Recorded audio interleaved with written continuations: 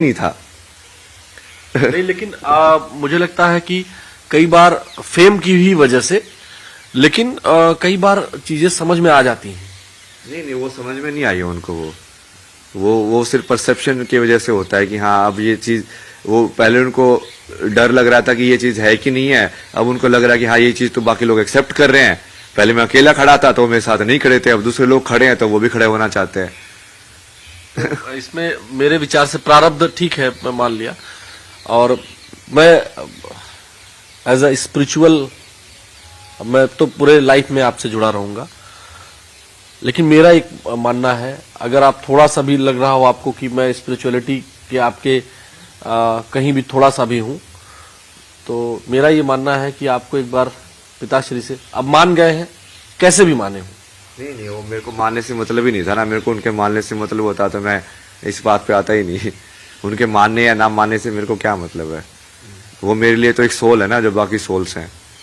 बाकी जैसे आपको समझा रहा हूं वैसे उनको समझाया था, उन्होंने नहीं समझा, आपने समझा, समझाना चाहो उस चीज को, अब मेरे लिए तो बराबर ही है ना। वो जैसे मेन तो मैं जितने सारी चीजें की वो तो सिर्फ स्त्री के लिए किया कर रहा हूं मैं सारे की सारे, चाहे वो मेरी माँ के साथ जो इंसाफ हुआ हो, चाहे मेरे जो रिलेशनशिप के अंदर मैंने जो एक्सपीरियंस किया कि वहां पे मैंने बताया था कि जैसे बहन प्रेग्नेंट थी तो वहां पे नहीं आ पाई मम्मी मदद करने के लिए, तो उसकी वजह से मुझे महसूस हुआ कि यार ये सब क्या है संसार के अंदर, ये सब क्यों होता है। मतलब और भी जैसे मेरी जो दोस्त थी उसका, जैसे वो बचपन में भी उसका रेप का केस हुआ था, उसके बाद उसकी फिर जो मैरिज थी वो भी ब्रेक हो गई, उसके वजह से उसका मेंटल हेल्थ बहुत प्रॉब्लम हो गया।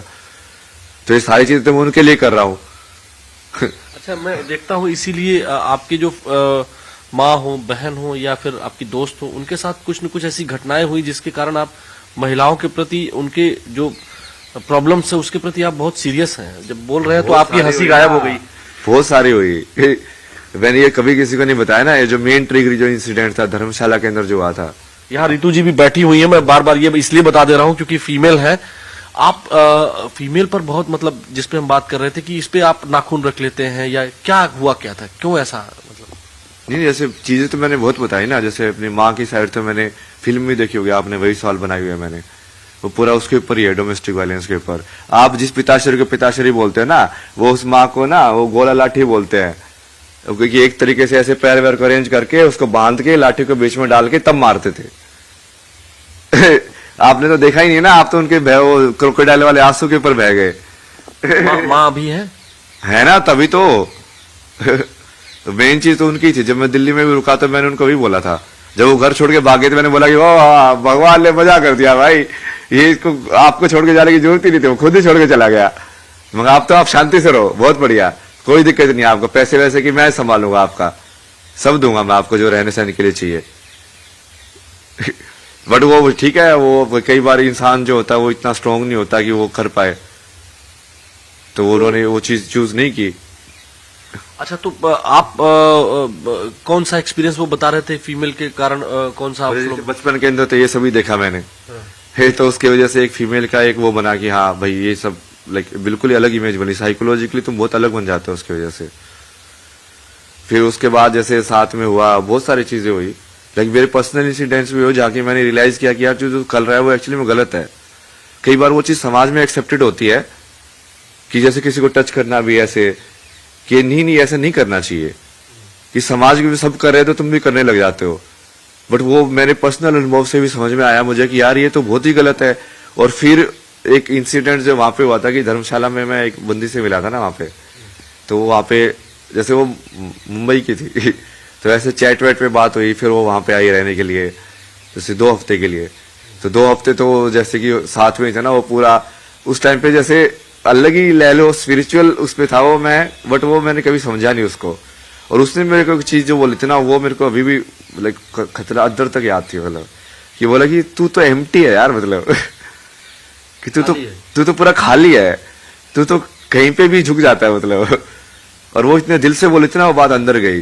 बट उसने जैसे बाद में बताया ना, जब वो चीज वो वापस चले गई, उसने बाद में बताया कि उसके साथ भी ऐसे जैसे रेप का ऐसे कुछ इंसिडेंट हुआ है, तो उसकी वजह से चूंकि हम भी फिजिकल उसमें इन्वॉल्व थे ना, तो फिर मुझे वो बहुत ज्यादा वैसे एकदम से हिट किया कि यार अब मैं खुद को एनालाइज करने लग गया कि यार मैंने जो किया वो तो पूरा सेंसिटिविटी के साथ किया ना, मतलब कि हाँ मैं तो कहीं पे फोर्सफुल नहीं था, या ऐसे अब फिर मैंने बहुत सारे जैसे हेल्पलाइन में कॉल किया कि जब ऐसे केस होते हैं तो ऐसे लोगों से कैसे बात करनी चाहिए, पूरी पढ़ाई की मैंने उसकी किया, ऐसे मतलब क्या सेंसिटिविटी रखनी चाहिए या कैसे उस चीज को हील किया जा सकता है किसी इंसान के साथ हुआ हो तो। और बट उसकी वजह से मेरा वो बचपन का सारा ट्रॉमा एक्टिवेट हो गया सारा का सारा, वो हेल्पलेसनेस वाला कि तुम बचपन में भी तुम देख रहे थे वुमेन के अगेंस्ट वायलेंस होता, तुम कुछ नहीं कर पा रहे थे, तुम बच्चा हो गए सिर्फ देख रहे थे, और यहाँ पे भी तुम सिर्फ देख रहे हो, तुम कुछ कर ही नहीं पा रहे हो, किसी की मदद कर ही नहीं पा रहे हो। और उसकी वजह से वो पूरा मतलब मुझे सिर्फ वो इंसिडेंट ही घूमता रहता था मेरे दिमाग में, वो मेन डिप्रेशन का कारण वही था, सिर्फ वही इंसिडेंट घूमता रहता था पूरे टाइम मेरे दिमाग में कि बचपन में मैं रोक नहीं पाया, जवान हूँ, करने लायक हूँ, रोकने लायक हूँ, फिर भी कुछ कर नहीं पा रहा हूँ। तो मैं थेरेपिस्ट से यही पूछता था कि मुझे सिर्फ ये फ्रीज वाली, ये हेल्पलेस वाली फीलिंग नहीं चाहिए, मुझे चाहिए कि मेरे सामने कुछ हो रहा हो तो मेरे हाथ जाम ना हो, क्योंकि वो वैसे वाला डेवलप हो गया, वैसे वाला कैरेक्टर, इसको बताओ कि इसको तुम कैसे सोल्व करोगे। तो वहां से फिर वो जाते जाते जाते जाते जैसे आपने बताया ना, और फिर जैसे एनलाइटनमेंट के बाद भी फिर वो वही चीज थी, ट्रिगर पॉइंट था जो फिर से वापस आया, और फिर उसी को लेके मैंने बोला कि हाँ इस पे ही काम करना है ना अब।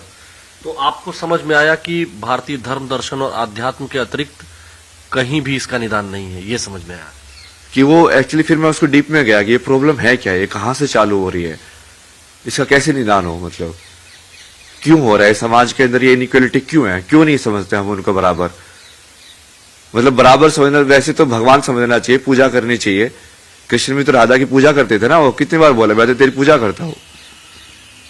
हमारे यहाँ जिस मनुस्मृति को वामपंथी भर भर के गालियां देते हैं, या तमाम ऐसे लोग जो आप बोल रहे हैं, उस मनुस्मृति में भी कहा गया है यत्र नार्यस्तु पूज्यन्ते रमन्ते तत्र देवता, और जिस मनुस्मृति में ये कहा गया हो, वो मनुस्मृति कैसे अलाउ करती होगी वुमेन के अगेंस्ट वायलेंस? नहीं करती, नहीं करती ना वो तो कर ही नहीं सकती, वो हमारे शास्त्रों में कहीं पे है ही नहीं, क्योंकि वो फिट ही नहीं बैठता, वो हो ही नहीं सकता। वो हमारे यहाँ तो भगवान शिव अर्धनारीश्वर है, अर्धनारीश्वर है भाई ये बात हमको विचारों से कैसे समझाएं, हम कैसे? यही तो समझा रहे ना, अब ये कितना सब प्रोसेस कर रहे हैं, वही तो समझा रहे धीरे धीरे। हम लोग एक और इंटरव्यू करेंगे क्योंकि ये पूरी बात आ नहीं पाई। हाँ वो बहुत उस पे चला गया ना वो, पर्सनल पे चला गया ना वो। लेकिन ये जो नॉलेज का पिटारा है, जो ज्ञान का हमारे धर्म ग्रंथों में ये जो कुंभ है, ये इसी तरह के विचारों के लिए कुंभ है, और इसीलिए इस कुंभ ने, महाकुंभ ने आपको चुना है। हाँ मतलब वो महादेव ने वही मौका दिया है भाई, मैं तो कब से स्टार्टिंग में हाँ मैं जैसे मेरे से करा रहे, वैसे आप भी, मैं निमित्त हूँ, आप भी निमित्त हो, चल उनकी इशारों पे ही रहा है सब कुछ इशारे पे चल रहा है वही ना। मैं वहां इंटरव्यू करने आया था और ना आप वहां इंटरव्यू देने के लिए बैठे थे। वही जो होना होता है वही होता है, पहले से प्रारब्ध में लिखा था, मेरे प्रारब्ध में लिखा, उसी को वही बोलते हैं कि विधान या नियति, नाम में कितनी बार बोलते हैं कि ये नियति है, लक्ष्मण को समझाते हैं कि ये तो नियति है, नियति को तो मानना पड़ता है। तो आज का ये साक्षात्कार कहें, बातचीत कहते हैं, संवाद कहते हैं, संवाद सबसे बढ़िया शब्द है।